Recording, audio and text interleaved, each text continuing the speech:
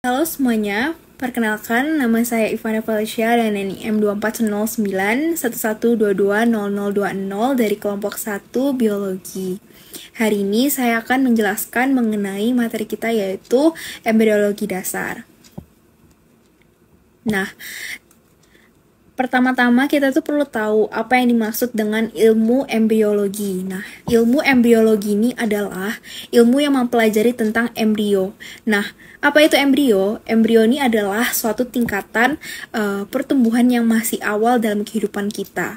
Nah, seperti yang kita tahu, kehidupan kita itu diawali dengan pembentukan dari sel kelamin jantan dan juga sel kelamin betina. Nah, biasanya sel kelamin jantan ini kita sebut sebagai spermatozoa. Sedangkan untuk betinanya itu tuh sel telur. Kemudian kedua sel kelamin ini, sel kelamin dan jantan ini, kelamin jantan dan betina ini kemudian akan bersatu melebur dalam suatu proses yang dinamakan fertilisasi. Nah, sel-sel kelamin yang sudah menjadi satu ini akan menjadi zigot. Nah, zigot ini kemudian akan berkembang menjadi embrio. Kemudian embrio akan berkembang lagi menjadi fetus yang kemudian nanti lahir atau menetas.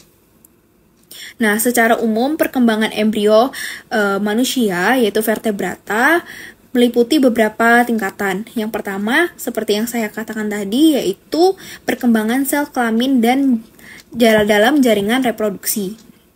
Sel kelamin tadi itu ada dua, ada sel kelamin jantan dan juga sel kelamin betina.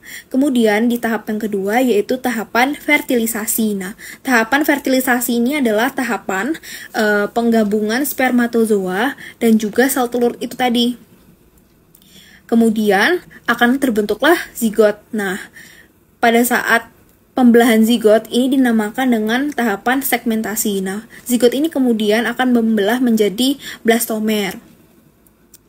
Nah, tahapan yang keempat yaitu tahapan blastulasi. Nah, pada tahapan blastulasi ini nanti akan terbentuk kuntum yang nantinya akan menjadi calon tubuh bagi embrio. Kemudian pada masa blastulasi akan terbentuk lapisan sel sebagai calon dari jaringan tubuh. Kemudian untuk neurulasi sesuai dengan namanya neuro yaitu untuk pembentukan calon sistem saraf. Dan tahapan yang terakhir yaitu organogenesis, yaitu tahapan di mana terjadi pembentukan organ tubuh primer dan juga sekunder.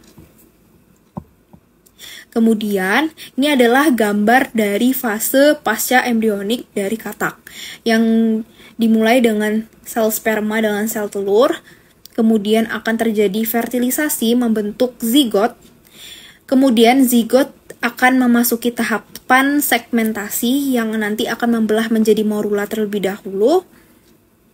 Kemudian dari morula akan membelah lagi menjadi blastula. Nanti di blastula ini akan terbuat sebuah rongga yaitu namanya blastosol. Kemudian akan memasuki tahapan gastrulasi. Nah, di gastrula nanti juga akan terbentuk sebuah rongga yang namanya gastrosol. Kemudian akan terjadi pembentukan organ-organ. Dan yang terakhir akan menjadi larva dan menjadi katak dewasa. Untuk selanjutnya, saya akan membahas mengenai klasifikasi dari telur. Nah, sitoplasma, sel telur atau ooplasma dapat dibedakan menjadi dua bagian, yaitu bioplasma sebagai bagian yang hidup dan aktif dalam pembelahan telur, dan juga deutoplasma atau biasa kita sebut pitellus atau lecit. Di sini, deutoplasma itu berperan sebagai cadangan makanan yang terdiri dari tetes lemak dan juga karbohidrat serta protein. Nah, pitellus atau yolk, telur ini dapat diklasifikasikan berdasarkan yang pertama, yaitu ada atau tidaknya lecit. Nah, yang pertama itu ada lecital, yaitu memiliki lecit. Sedangkan yang tidak memiliki lecit itu namanya alecital, seperti mamalia itu tidak memiliki alecital, kayak manusia dan lain-lain. Kemudian, berdasarkan penyebaran lecitnya. Kalau isolecital, yang pertama, isolecital ini nanti akan terjadi penyebaran lecitnya itu secara sama rata. Sedangkan kalau telolecital, nanti tidak sama rata, ada yang lebih banyak di ujung biasanya lecit telurnya atau lecitnya ini. Nah, telolit sital ini sebenarnya nanti ada dibagi lagi menjadi dua jenis. Ada telolit sital yang ringan, ada telolit sital yang berat. Nah, kalau telolit sital yang ringan itu penyebaran lecitnya itu masih hampir sama banyaknya di setiap bagian. Sedangkan kalau telolit sital berat itu pembagian telurnya itu lumayan jomplang. Jadi ada biasanya tuh lebih banyak di bagian ujung-ujungnya, sedangkan bagian intinya itu hanya menempati daerah-daerah kecil. Bagian yang lain nanti itu akan diisi oleh lecit semu. Kemudian berdasarkan jumlah atau konsentrasinya itu terbagi menjadi 3, oligolecital, polylecital, dan juga megalecital. Nah, kalau untuk oligo itu terdiri dari sedikit lecit, kalau poly itu terdiri dari banyak lecit, kalau mega ini terdiri dari kaya akan lecit. Kemudian ada namanya bungkus primer, bungkus sekunder, dan juga bungkus tersier. Apa yang membedakan ketiga ini? Nah, kalau bungkus primer ini, lapisannya itu dibentuk oleh ooplasma sendiri, plasma sel telur tadi. Kalau bungkus sekunder, ini lapisannya itu dibentuk oleh ovarium. Sedangkan untuk bungkus tersiernya, lapisan itu nanti dibentuk dalam saluran kelamin betina. Nah, dalam organisasi telur, nanti akan terbentuk sumbu-sumbu tertentu, misalnya kayak polaritas telur itu nanti akan menggambarkan sistem sumbu aksis kayak di tubuh binatang. Kemudian di sumbu primitif ini nanti akan menghubungkan polus animalis dan juga polus vegetatif. Nah, bisa dilihat ini yang alecital itu nggak terdiri dari yolk, jadi dia nggak ada yolknya. Kemudian meolecital ini mulai ada yolk-yolknya tapi masih sedikit. Kemudian kalau mesolecital itu tuh yolknya itu ada terkonsentrasinya sedang, tapi dia lebih banyak di bagian polus vegetalisnya. Kalau yang polylecital ini nanti telurnya itu terdiri dari banyak lecit.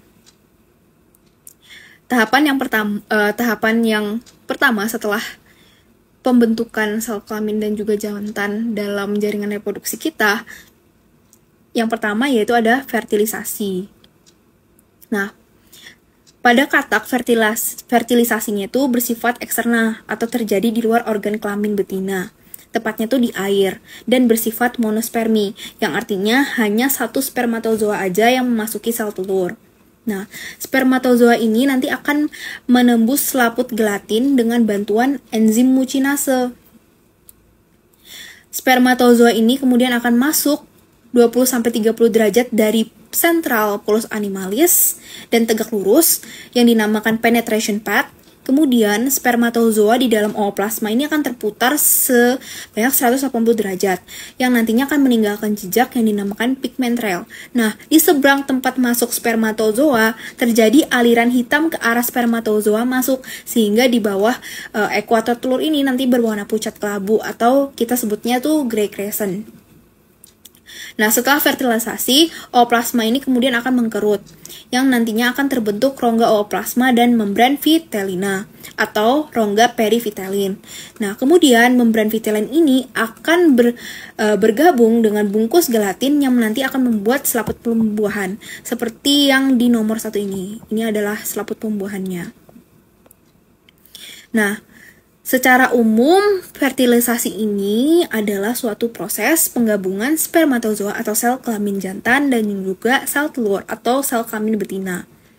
Nah, ini nomor 1 tadi selaput pembuahannya, kemudian di nomor 2 ini adalah polus animalisnya, di nomor 3 ini gray crescent, tadi adalah aliran yang di bawah ekuator telur yang berwarna pucat kelabu, di gray crescent-nya. Kemudian yang di bagian atas yang lebih terang itu namanya polus vegetalis. Lanjut. Nah, ini untuk lebih jelasnya. Kemudian yang kedua yaitu segmentasi, yaitu tahapan di mana zigot ini nanti akan membelah menjadi blastomer. Nah, terdapat beberapa tipe bidang dalam segmentasi ini. Yang pertama ada bidang meridional. Bidang meridional ini kemudian akan membelah sel telur itu yang melewati kedua polus animalis dan juga polus vegetatif. Sedangkan kalau bidang ekuatorial itu nanti akan membagi telur menjadi bagiannya masing-masing, sehingga mempunyai kutub yang berbeda. Misalnya polus animalis sendiri dan juga polus vegetalis itu sendiri. Kemudian untuk bidang vertikal, itu tuh bidang yang membelah tegak lurus dengan ekuatorial tadi. Sedangkan untuk yang bidang latitudinal atau horizontal ini adalah bidang yang membelah secara tegak lurus sumbu animal, vegetal, atau bidang sejajar dengan bidang ekuatorial tadi yang mendekati polus animalis atau polus vegetatif. Nah, bisa dilihat, ini ada contohnya. Yang ini, dia akan membagi kutub polus animalis dan juga kutub polus vegetalis. Sedangkan kalau meridional, yang ini meridional, dia akan membelah yang melewati kedua polus animalis dan juga polus vegetatif. Jadi dia mengenai dua bagian polus atau kutub animal sama kutub vegetatifnya. Kemudian kalau bidang latitudinal atau horizontal, ini dia mendekati salah satu kutub, misalnya kutub animal atau kutub vegetal. Kalau bidang vertikal, dia tuh tegak lurus terhadap bidang ekuatorial. Nah, seperti ini. Nah, kemudian telur ini juga erat hubungannya dengan tipe pembelahan. Nah, tipe pembelahannya itu diklasifikasikan menjadi dua, yaitu ada holoblastik dan juga meroblastik.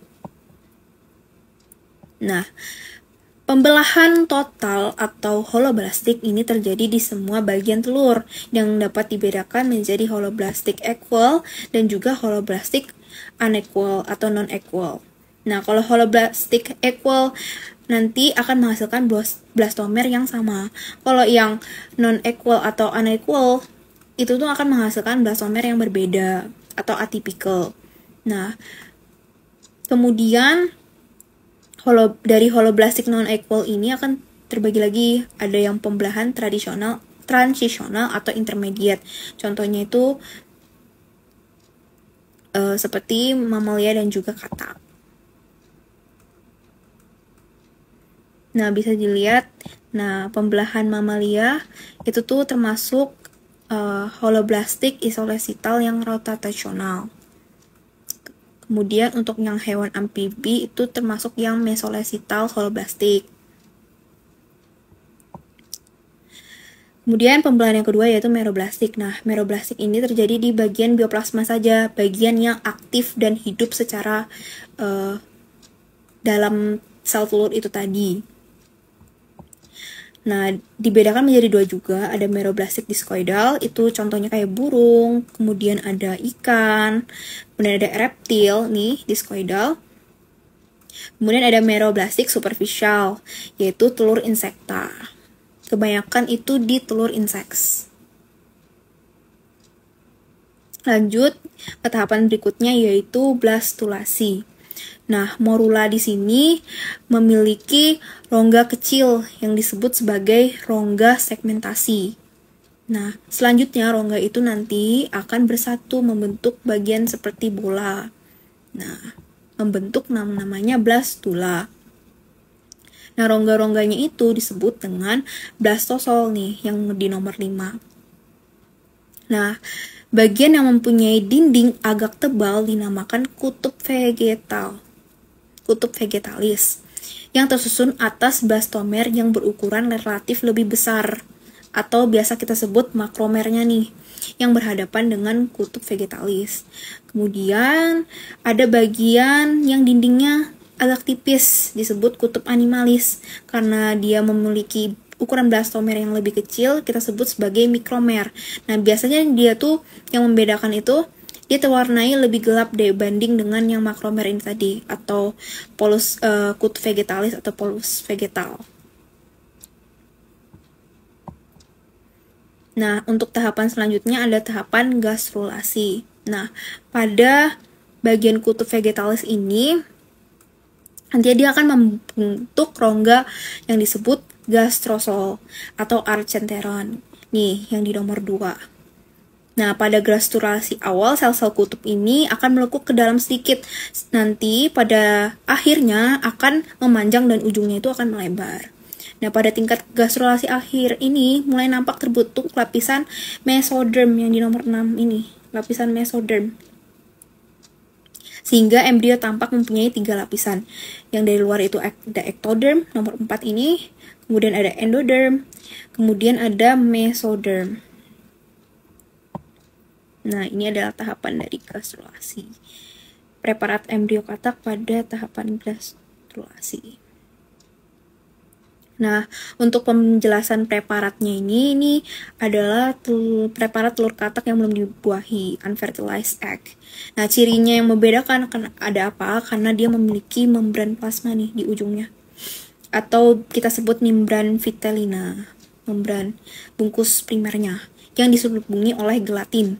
Pada preparat awetan ini biasanya tuh dia larut, tapi kadang-kadang juga masih tersisa sedikit di sebagian tempat, jadi dia nggak terlalu kelihatan. Nah, untuk polus vegetalisnya seperti biasa terwarnai lebih terang, kalau polus animalisnya itu terwarnai lebih gelap biasanya. Untuk preparat selanjutnya ini telur katak yang udah dibuahi. Nah, bedanya nih dia ada selaput pembuahan nih. Selaput pembuahan ini terbuat dari apa? Yaitu gabungan dari membran vitellina atau membran plasma tadi dan juga selubung gelatinnya. Nah, selaput pembuahan ini juga mempunyai fungsi khusus, yaitu berperan untuk mencegah sperma yang lain itu untuk masuk ke ovum dan berguna untuk selaput pelindung tadi, supaya tidak terjadi pembuahan 2 kali. Kemudian untuk bagian-bagian yang penting di preparat telur katak yang sudah dibuahi ini ada kayak tadi, polus animalis lebih gelap, kemudian ada polus vegetalisnya lebih terang, kemudian nih ada gray crescent. Ini yang menjadi perbatasan antara daerah yang lebih gelap atau polus animalis dan juga daerah yang lebih terang, polus vegetalis. Kemudian ada preparat embrio katak di tingkat morula dan juga blastula. Nah, di sini setelah terjadi fertilisasi tadi, zigot akan mengalami yang namanya segmentasi atau pembelahan. Biasanya menjadi 2, 4, 8, 16, dan seterusnya. Yang membentuk nanti sebuah struktur mirip buah murbei, yang disebut dengan morula. Tiap-tiap sel segmentasi ini dinamakan blastomer. Ini ada morulanya di sini. Morula ini memiliki rongga yang kecil yang disebut dengan rongga segmentasi itu tadi. Kemudian tahapan selanjutnya yaitu rongga-rongga ini akan bersatu membentuk blastosol. Nih yang nomor 5. Bentuk blastosol. Nah, di bagian blastula ini nanti akan ada yang mempunyai dinding lebih tebal yang tadi yang kita sebut sebagai makromer, karena blastomernya tuh ukurannya relatif lebih besar, yaitu polus vegetalis. Kemudian ada yang dindingnya tipis karena tersusun dari blastomer yang lebih kecil, kita sebut sebagai polus animalis atau mikromer. Nah, untuk keseluruhannya itu kita namakan blastula, rongganya blastosol. Kemudian di sini juga masih ada selaput pembuahan nih yang tipis-tipis. Yang tipis-tipis ini. Kemudian tahapannya yang terakhirnya ada embrio katak di tingkat gastrula. Nah, di tingkat gastrula, embrio ini memiliki 2 lapisan sel yang berasal dari bastula melalui proses invaginasi, yaitu pelukan ke dalam lapisan sel-sel pada bagian kutub vegetalis dan membentuk rongga lain yang disebut gastrosol atau archenteron. Pada masa gastrulasi awal, sel-sel kutub vegetalis ini akan melekuk ke dalam sedikit, sedangkan pada tingkat akhirnya nanti kemudian dia akan melebar dan memanjang. Pada tingkat gastrulasi akhir mulai nampak lapisan mesoderm, nih yang nomor 6 tadi, sehingga embrio ini nanti akan mempunyai 3 lapisan. Yang di luar itu ada ectoderm, kemudian ada mesoderm, kemudian ada endoderm. Nah, untuk embrio katak di tingkat gastrula, ini kan tadi ada 3 lapisan tuh. Ada yang ekto, ada yang meso, ada yang endo. Nah, ketiga lapisan ini mempunyai fungsinya masing-masing. Nah, di ekto itu biasanya tuh akan terjadi pertumbuhan epidermis dari kulit kita. Nah, ada juga kelenjar keringat, terus ada folikel rambut, kemudian ada garis mulut dan juga anus, kemudian ada kornea dan lensa mata kita, ada sistem saraf, ada sensorinya, kemudian ada adrenal medula, ada enamel gigi, kemudian ada kelenjar pituitari, kemudian sedangkan di mesoderm tuh lebih ke arah sistem organnya, kayak sistem ototnya, sistem tulangnya, kemudian ada notochord, kemudian ada sistem ekskresi, kemudian ada sistem pernafasan, limfatik, kemudian ada sistem reproduksi, kecuali germ cell-nya. Kemudian ada dermis dari skinnya, kalau epidermis tadi di ectoderm, kalau dermisnya tuh di mesoderm. Kemudian ada garis tubuh, kemudian ada adrenal cortex. Sedangkan di endoderm itu akan bentuk epithel lining dari digestif kita, kemudian ada epithelial lining dari respiratory system kita, kemudian ada lining uretra, urinary bladder, kemudian ada dari liningnya sistem reproduksi, ada terbentuk liver, ada terbentuk pankreas, ada timus, tiroid, dan juga kelenjar paratiroid.